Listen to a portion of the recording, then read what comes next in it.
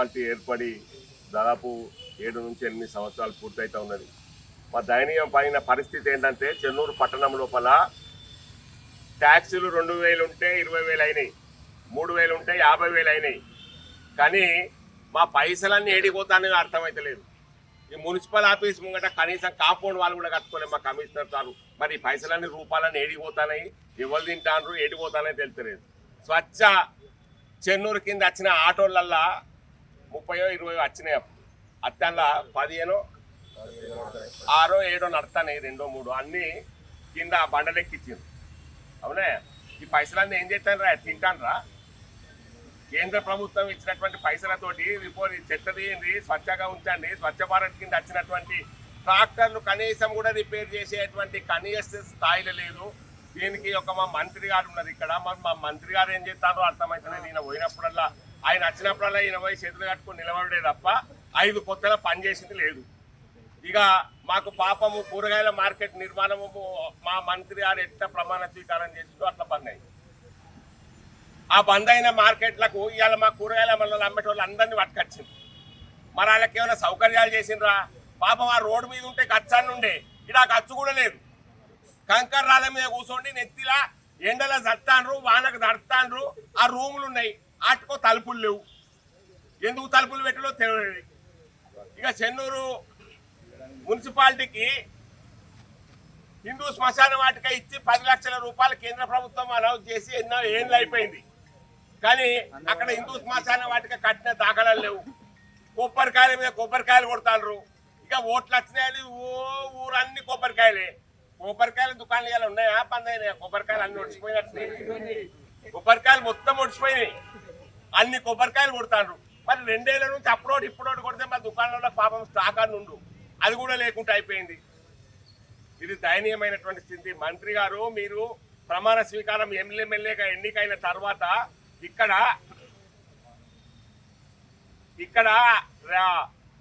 RTC bus depot కడతాండ్రి, టకటక ఇక అయిపోతుంది ఇనాగ్రేషన్ అనగానే మీరు ఎక్కంగానే కోర్టు కేసు వచ్చింది. అనుకోని రాలి. మరి అది టీఆర్ఎస్ వాళ్ళు కేసు వేసిండ్రా, మరి మీ అనుచరులు కేసు వేసిండ్రా? అది ఎందుకు ఆగింది? మరి మీరు ఏపిచ్చి ఆపిచ్చిండ్రా? మాకు అర్థమైతలేదు. అంటే ఈ ఊర్లకు బస్సులు రావద్దా? మా వాళ్ళు 6 అయిందంటే చెన్నూరులో బస్టాండ్లో, మంచిర్యాల బస్టాండ్లో బస్సులు లేక వస్తారు. దీని మీద స్పందించాల్సినటువంటి అవసరం మీకు లేదా? నేను ఈ రెవెన్యూ డివిజను పత్తే లేదు, పోయింది. మళ్ళీ ఉన్న కలెక్టరేట్ కూడా వీకెత్తనంటారు. మరి మా ఊరు ఉంటుందా పోతుందా అర్థమైతే లేదు. కానీ ఇక మా చెన్నూరు ఊర్లోనైతే ఉన్న ఆఫీసులు అన్నీ పోయినాయి. అటు హైవే రోడ్కు ఎంఆర్ఓ ఆఫీస్ పోయింది, ఎస్టీఓ ఆఫీస్ పోయింది, ఎల్ఐసి ఆఫీస్ పోయింది, ఆంధ్ర బ్యాంకు పోయింది, సరస్వతి గ్రామీణ బ్యాంకు పోయింది. ఎంఆర్ఓ ఆఫీస్ ముందే పోయిందే. రేపో ఎల్లుండో మా గవర్నమెంట్ హాస్పిటల్ కూడా అటే పోతుంది. ఈ ఊర్లో ఇరిగేషన్ ఆఫీస్ కూడా పోయింది. ఇది దయనీయమైనటువంటి పరిస్థితి ఉన్నది. దయచేసి ఈ యొక్క చెన్నూరు పట్టణ ప్రజల యొక్క సమస్యలను పరిష్కరించవలసిందిగా భారతీయ జనతా పార్టీ పట్టణ శాఖ ఆధ్వర్యం లోపల ఈ ధర్నా కార్యక్రమం చేస్తే కనీసము అర్జీ తీసుకునేందుకు మున్సిపల్ కమిషనర్ ఆఫీసులో కూడా లేడు, అధికారులే లేరు. ఈ ఊరికి అధికారులే, టీపీఎస్ లేడు, గంగా గోదావరి మేనేజర్ ఎవడూ లేడు ఈ ఆఫీసులో.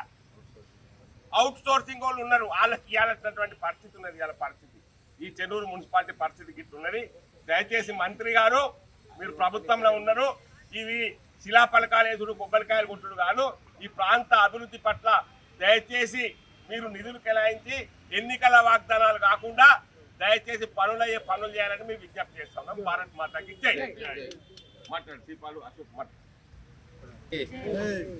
ఈరోజు భారతీయ జనతా పార్టీ చెన్నూరు పట్టణ శాఖ ఆధ్వర్యంలో మరి మున్సిపల్ సమస్యల పైన మరి భారతీయ జనతా పార్టీ కార్యకర్తలు, నాయకులతో ఈరోజు ఇక్కడ మున్సిపాలిటీ ఆఫీస్కు వచ్చి వినతి పత్రం ఇవ్వడం జరిగింది.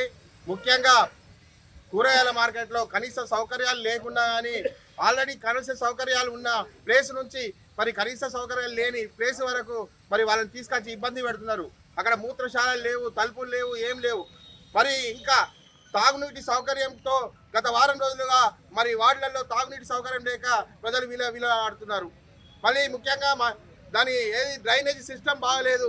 మరి ఎమ్మెల్యే గారు వచ్చిన తర్వాత గెలిచిన తర్వాత మరి ఆ బైపాస్ రోడ్ నిర్మాణం ఎందుకు ఆపేసిరో అర్థం కావట్లేదు. మరి గత పాలకులు నిర్మించిరానా మరి ఏంటిదో అని. మరి ఈ విధంగా ప్రతి ఒక్క గవర్నమెంట్ ఆఫీసులు మరి బయట బైపాస్ రోడ్డు వైపు తీసుకుపోయేసరికి ఇక్కడ ప్రజలు ఇబ్బందులు పడుతున్నారు. ఆటో కిరాయిలు చాలా ఎక్కువ అవుతున్నాయి అక్కడికి తీసుకుపోవాలంటే. మరి ఇవన్నీ ప్రజల అవసరాలు మరి మరి ప్రభుత్వం పనిచేయాల్సిన అవసరం ఉంది, కానీ ప్రజలకు అవసరాలు దృష్ట్యా ప్రభుత్వం పనిచేయాల్సిన అవసరం ఉంది ఎంతైనా. మరి వివేక్ గారు మరి పక్కనున్న మంచిర్యాల ఎమ్మెల్యేని చూసి బుద్ధి తెచ్చుకోవాలి.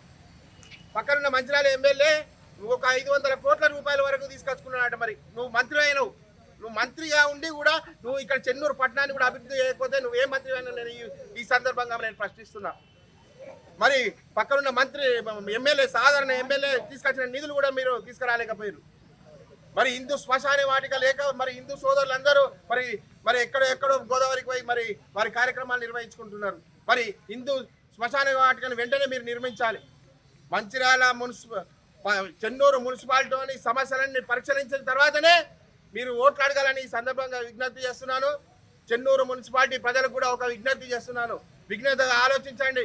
ప్రధానమంత్రి నరేంద్ర మోడీ గారి కేంద్ర ప్రభుత్వం నుంచి వచ్చే నిధులు మీరు సక్రమంగా ఖర్చు పెట్టక కనీసం కాంపౌండ్ వాళ్ళు కూడా లేక మరి ఇక్కడ ఉన్నది. ప్రజల దగ్గర అయితే పన్నులు బరబ్బరు వసూలు చేస్తున్నారు. మరి ప్రజల దగ్గర పన్నులు వసూలు చేసిన పైసలు ఎక్కడికి పోతున్నాయి అని ప్రజలంతా మీరు ఆలోచించాలి. ఆలోచించి మరి వచ్చే ఎలక్షన్లో మీరు సరైన నిర్ణయం తీసుకొని మరి మంచి పాలకులకు గెలిపించుకోగలని ఈ సందర్భంగా విజ్ఞప్తి చేస్తూ భారత్ మాతాకి భారత్ మాతాకి.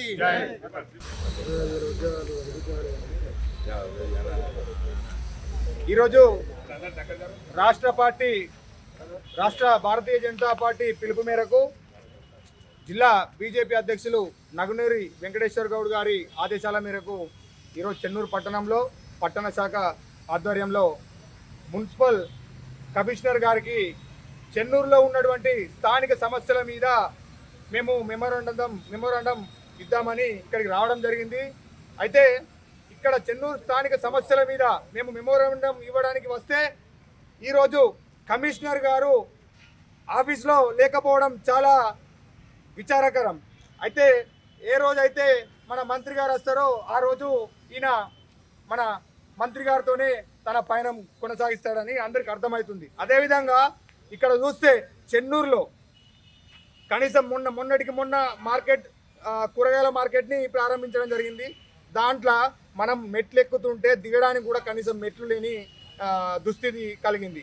దాంట్లో ఉన్నటువంటి కూరగాయలు అమ్ముకునే మహిళలు వాళ్ళకి కనీసం బయటకి వెళ్ళడానికి కనీసం టాయిలెట్స్ లేవు, వాళ్ళకి కనీసం తాగడానికి నీళ్లు లేవు. మళ్ళీ మన హిందువులు ఎవరైనా చనిపోతే దగ్గరలో ఎక్కడ శ్మశాన వాటిక కూడా లేదు, దాన్ని కూడా నిర్మించాలని మేము కోరుతున్నాం. అదేవిధంగా ఏదైతే చెన్నూరు చుట్టుపక్కల నుంచి బైపాస్ అయితే ఏదైతుందో ఆ నిర్మాణం సగం వరకే పూర్తయింది, అది వెంటనే పూర్తి చేయాలని మేము ఈ సందర్భంగా డిమాండ్ చేస్తున్నాం. మరియు అదేవిధంగా ఏదైతే చెన్నూరులో నడిబొడ్డున ఉన్నటువంటి ఎంఆర్ఓ ఆఫీసును ఎక్కడో పోయి బైపాస్కు ఎక్కడో మన హైవేకి పోయి పెట్టడం జరిగింది. అది ఇక్కడ ఉన్నటువంటి ఏదైతే ఇరిగేషన్ డిపార్ట్మెంట్ ఆఫీస్ కట్టారో ఆ ఆఫీసులోకి తొందరగా మార్చేసి మరియు చెన్నూరు పట్టణ ప్రజలకు అది అందుబాటులోకి తీసుకురావాలని కోరుతున్నాం. అదేవిధంగా ఇక్కడ కనుక చూస్తే మున్సిపాలిటీ ఆఫీసులో కనుక చూస్తే దీనికి కనీసం ప్రహరీ కూడా లేదు. కనీసం ఇది 6 సంవత్సరాలు అవుతుంది మున్సిపాలిటీ అయి, కనీసం ఇప్పటికి కూడా ప్రహరీ కూడా లేకపోవడం కమిషనర్ గారి మరియు అదేవిధంగా ఈ ప్రభుత్వం యొక్క నిర్లక్ష్య వైఖరి అని నేను తెలియజేస్తున్నాను. అదేవిధంగా మీరు త్వరితగతిన మేము ఏవైతే స్థానిక సమస్యల గురించి మేము మీకు మెమోరాండం ఇవ్వడం జరిగిందో వాటిపై త్వరితగతిన విచారణ చేపట్టి త్వరితగతిన ఇది కంప్లీట్ చేస్తారని మేము కోరుకుంటున్నాం. చరిత్ర సృష్టించినోడు ఇప్పుడు ఆ చరిత్రని తిరగరాయబోతున్నాడు. అబద్ధాల గోడల్ని బద్దలు కొట్టి నిజాలను రాగా మీ ముందుంచబోతున్నాడు. నిజమైన వార్తల కోసం వెంటనే డౌన్లోడ్ చేసుకోండి రా యాప్ని.